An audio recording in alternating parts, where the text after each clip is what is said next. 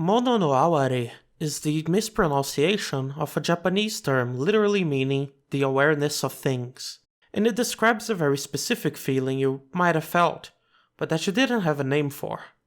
It's the feeling of moving away from a home you know you won't return to, the feeling of saying goodbye to a friend who is going to study abroad for a long time, or maybe the feeling you get when you look at a pet you know is getting old, and who won't be with you for much longer. It's a bittersweet, melancholic feeling, but not necessarily a negative one. It's the feeling of understanding that there's an impermanence to all things, and that everything, good or bad, will one day pass, as our lives move on to new chapters, and why it's so important to cherish every moment. It's a feeling I recently realized I'm rather fond of, and that is evoked in certain works of art. I made a video a few years ago about Girls' Last Tour, and while I didn't know it at the time, it turns out that Mono no aware describes perfectly what one feels while watching it. In that show, the two girls, Chito and Yuri, are alone in a post-apocalyptic landscape, where, no matter where they go, they're seemingly the only ones left. On a superficial level, it's a mostly lighthearted series, showing the daily lives of these girls, but there's this layer of sadness to it, because they're blissfully ignorant of everything we know they lost, that we lost. As an audience, we know that their journey is hopeless, that with no one else around, there isn't much hope for a happy ending, and even worse, we understand what a terrible loss happened. Chito and Yuri were born after mankind ended, and as such are unaware of all they will never experience. Making friends, having a family, having a place to call home, parties, dating, breaking up, everything that makes the human experience. Their ignorance shields them from the incredible amount of loss we as an audience know that has happened. I think this too is Mono no aware, but on a larger scale. It is an awareness of mankind's end, of the inevitable fact that one day, our light will fade from this universe, an awareness that makes each small moment we live, every memory, no matter how seemingly insignificant, feel so incredibly special. It is, as the author puts it, a comforting knowing that everything will end. There's a chance you still don't understand it, and it might still sound strictly negative to you. But recently I read a manga that feels like the embodiment of Mono no aware itself, and that I feel can make anyone understand this feeling. And that manga is the main topic of today's video, Yokohama Kaidashi Kikou. Yokohama Kaidashi Kikou, or Yokohama Shopping Trip as it's known in the West, is a manga that was published from 1994 to 2006, and it follows the life of Alpha, a robot that lives in the countryside of the place we know nowadays as Japan. You see, Yokohama Shopping Trip takes place an unspecified amount of years in the future, where a lot of things have changed from nowadays. Alpha might be a robot, but she's a remarkably human-like robot. Aside from not aging, you'd really not notice that she's not human. The manga is very laid back, and it tells the slow-paced stories of her day-to-day life, as she manages a coffee shop that barely ever gets any customers. It's a very simple premise, but what makes it a true masterpiece is its ambience, world building, and subtle character moments.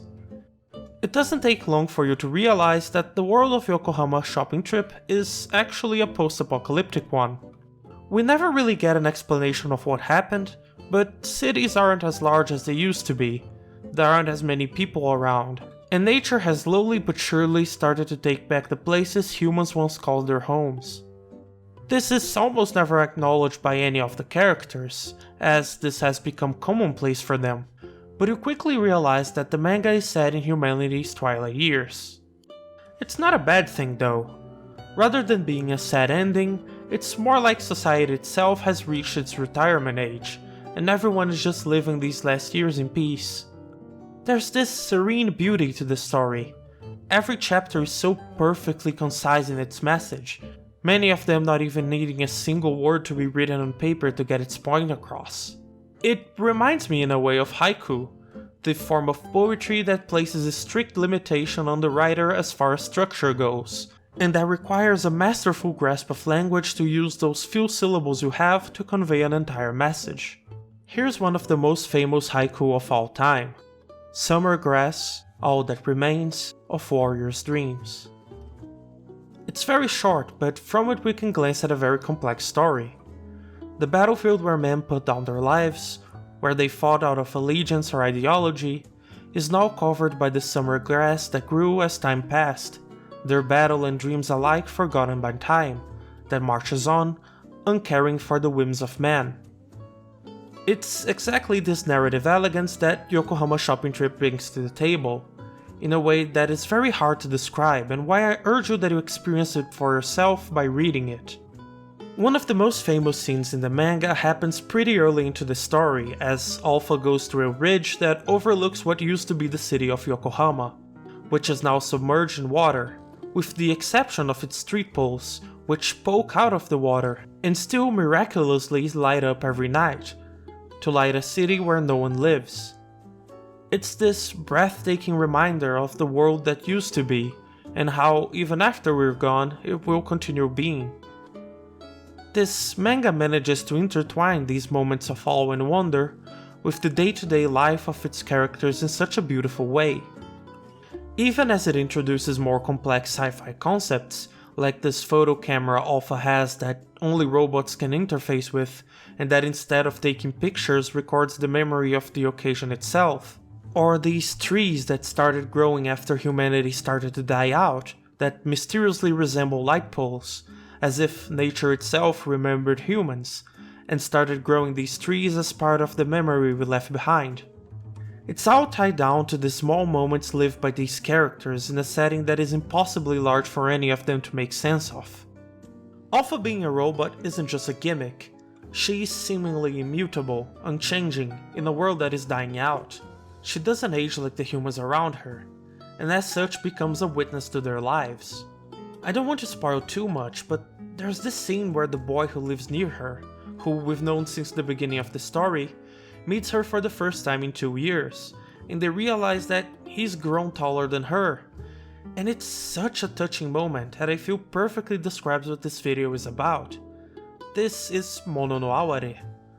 This moment where she realizes that he grew to become taller than her, where she becomes conscious that time is passing for all of us, is what Mono no Aware is all about. This bittersweet feeling of being aware of time's passage, and how it lets us appreciate all that we've been through. Be it seeing a person you've known since they were a child growing up, or the feeling you might have when you hang out with friends and think about how one day you will inevitably hang out for the last time, maybe not even knowing that will be the last. It's this warm, gentle, and melancholic feeling that comes from realizing that everything, good or bad, will pass. If any of this sounds interesting to you, I urge you to give Yokohama Kaidashi Kikou a shot.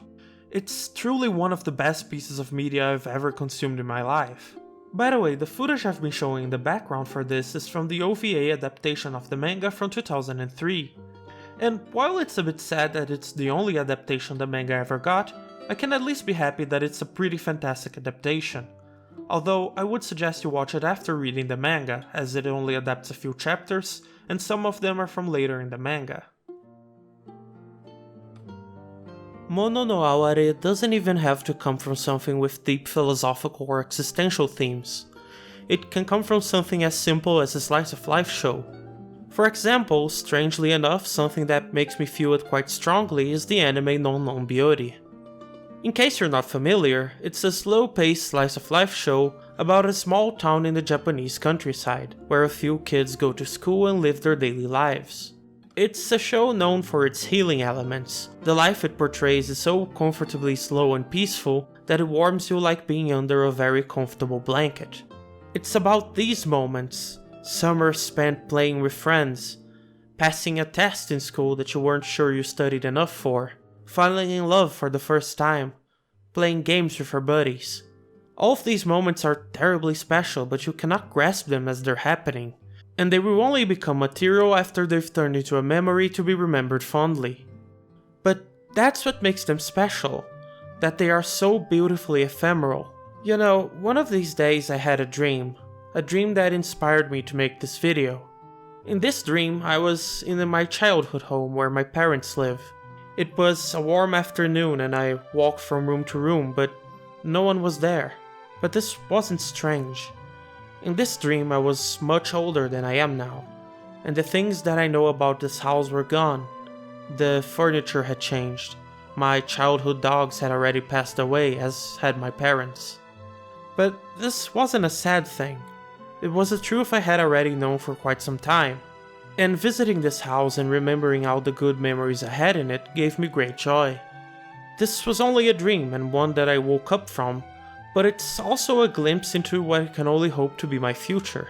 Should I be so fortunate to live enough and live a happy enough life that I can look back fondly on everything I have accomplished and experienced so far. All I know in life nowadays will have changed. Not everyone will be there, and not all of it will be happy, but it will be proof of a life well lived. And that's what I think Mono no Aware is all about. Thanks for watching, and I'll see you next time.